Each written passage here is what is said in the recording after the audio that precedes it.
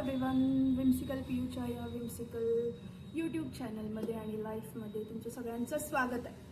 तर आज मी गावी चालले आहे गणपतीच्या सुट्टीला आणि महत्त्वाचं पॅकिंग तर झालं आहे, कपड्यांचं वगैरे पॅकिंग झालं आहे.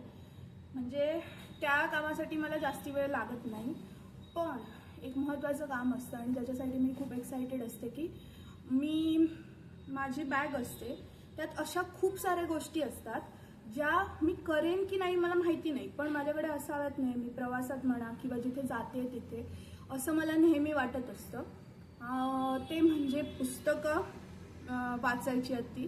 मग त्याची मी निवड कशी करते की कोणतं पुस्तक घ्यायचं वगैरे, आणि चित्र काढायची असतात मला छोटी छोटी त्या प्रवासादरम्यान, किंवा जर पोचले असेल तिथे तर तिथे खूप सारा वेळ असेल माझ्याकडे तर मी चित्र काढते.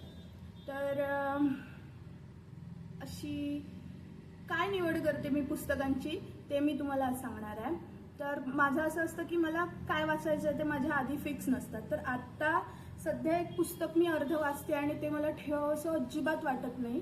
तर तुम्हारी औकात क्या है पीयूष मिश्रा हे पुस्तक आहे जे मी वाचते. त्यांची आत्मकथा आहे, पण ती असं म्हणजे एक कॅरेक्टर त्यांनी आहे, त्याच्या पॉइंट ऑफ व्ह्यूने लिहिलेली ती आत्मकथा आहे. वाचायला खूप मजा येते मला, म्हणजे ठेवावंसं सुद्धा वाटत नाही ते पुस्तक.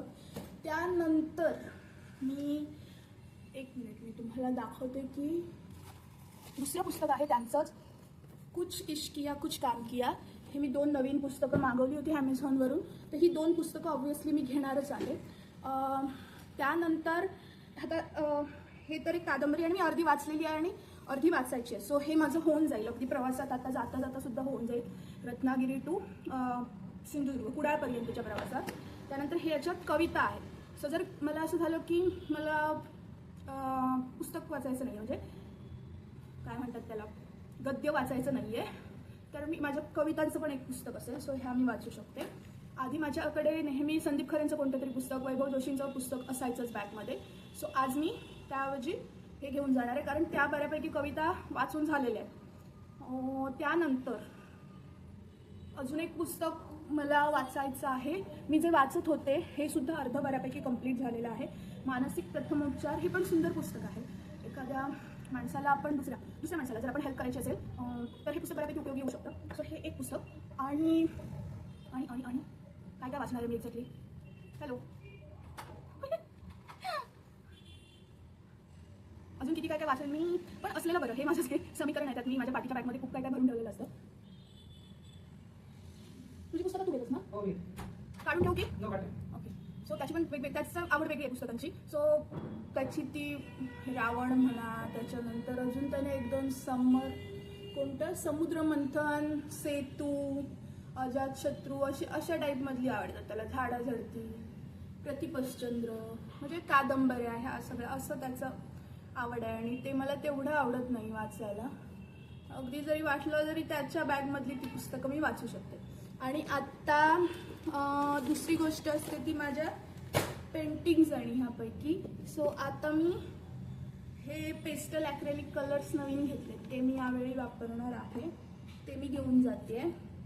आणि ही एक छोटीशी डायरी आहे माझ्याकडे ज्याच्यावर मी असे शेप काढत असते.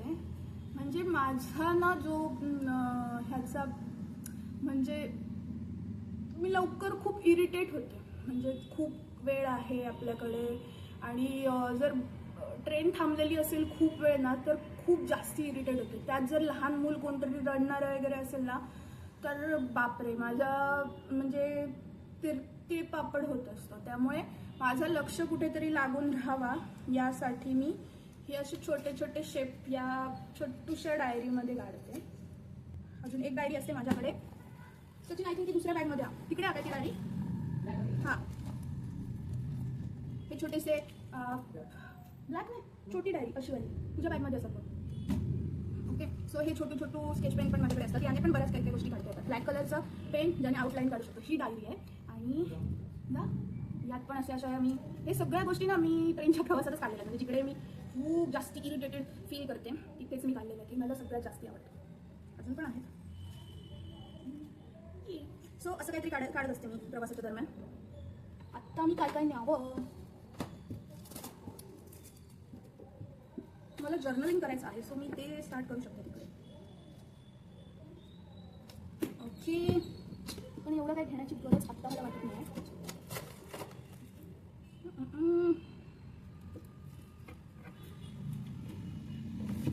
माझ्याकडे एवढे साऱ्या गोष्टी आहेत किंवा बुक्स आहेत ना की मला नेहमी प्रश्न पडतो की अरे मी कोणता घ्यावा आणि कोणता नाही.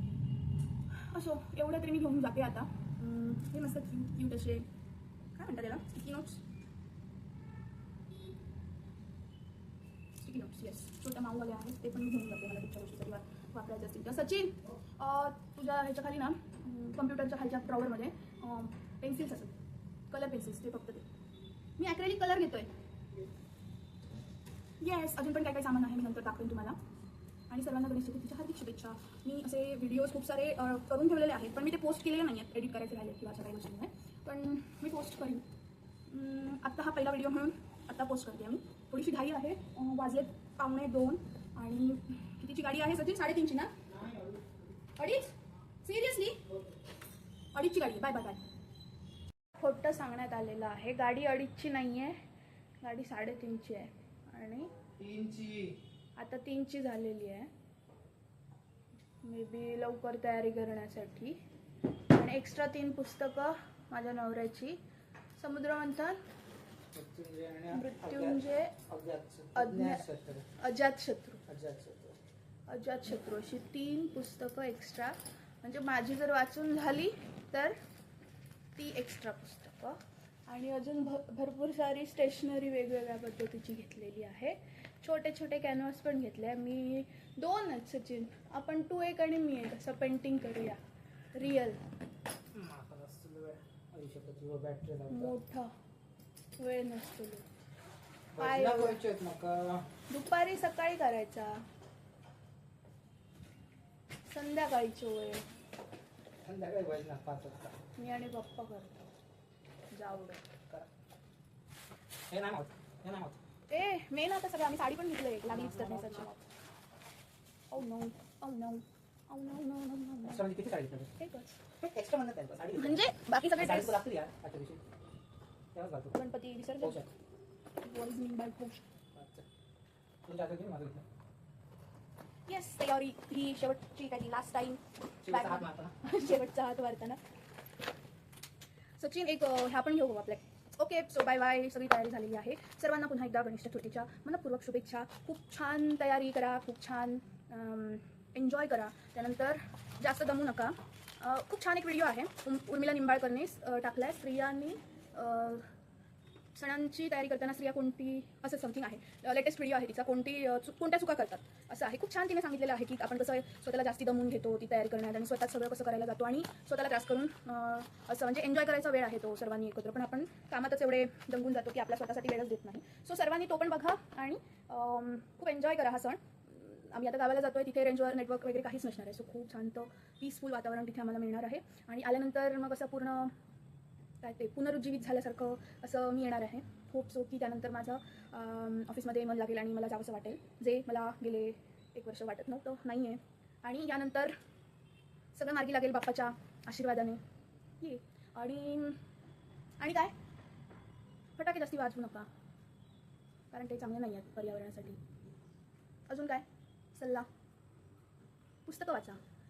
गणपती ही बुद्धीची देवता आहे, कलेची देवता आहे. सो तुमच्यातली कला जपा. एखादा आर्ट तुम्हाला जर येत असेल, गाणारे गाणे म्हणतातच, म्हणजे त्यापासून वादन हे तर झालंच, पण तुमच्या इतर कलाही जपा. त्यानंतर पुस्तक पण वाचा सोबतच. आणि खूप छान पद्धतीने गणेशोत्सव साजरा करा. मी स्वतःला खूप भाग्यवान समजते की मी कोकणात जन्माला आले आणि हा गणेशोत्सव माझ्या आयुष्यात आहे.